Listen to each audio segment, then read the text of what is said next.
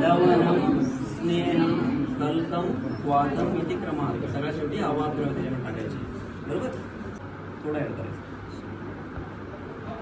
Good. त्याला एकाच डिरेक्शननं घोटायचं झालं है ना. असं असं असं असं नाही घ्यायचं. एका डिरेक्शननं घोटत राहायचं. कसा आवाज येतोय? चटचट आवाज येतो ना. असा आवाज आला पाहिजे. जोपर्यंत आवाज येतो तोपर्यंत घोटत राहायचा. आवाज येणं बंद झाला पाहिजे. त्याची कन्सिस्टन्सी चेंज झाली पाहिजे. ठीक आहे. हे साधारणतः पूर्ण आपण टाकलं नाही. थोड्या क्वांटिटीमध्ये त्याला ॲड करत राहायचं. स्नेहम. आता स्नेहम टाकू. हे पण क्वांटिटीमध्ये मोजून घ्यायचं. किती घ्यायचं सांगितलेलं आहे? येस है ना. आणि पेक्षा डबल दिसते ना. 240 दिसते. हे पण थोडं थोडं टाकायचं. मोठं द्यायचं.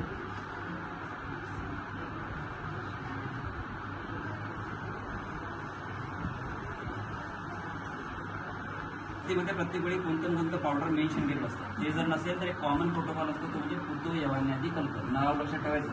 कोणतं कल्क? हां. त्या कल्कामध्ये काय काय ते नंतर थिअरीच्या वेळेस सांगितलं.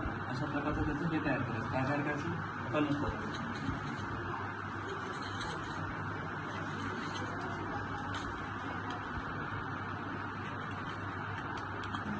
कन्सिस्टन्सी बघताय तुम्ही?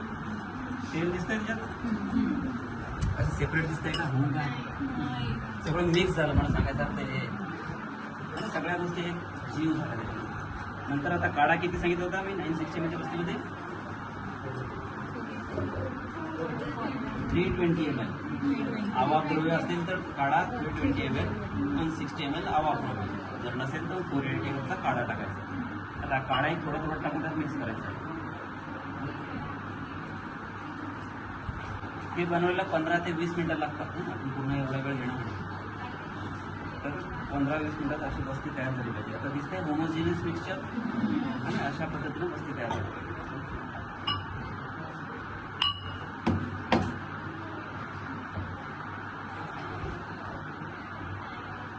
बस्ती देण्याच्या आधी आपण पेशंटला स्नेहन स्वेदन करतो. नंतर बस्ती देतो. आणि 10-15 मिनिटं बस्ती अशी सेपरेट ठेवायची असते की त्याचे सेडिमेंट खाली जमा नाही पाहिजे. हे होमोजिनियस जर मिक्सचर तयार झाला तरच ते व्यवस्थित काम करतं. तुम्हाला इथं कुठं सेपरेट ऑइल, सेपरेट मध, सेपरेट सॅन्डल दिसत आहे का? It is homogeneous mixture. तर अशा प्रकारची बस्ती तयार होते. बरोबर.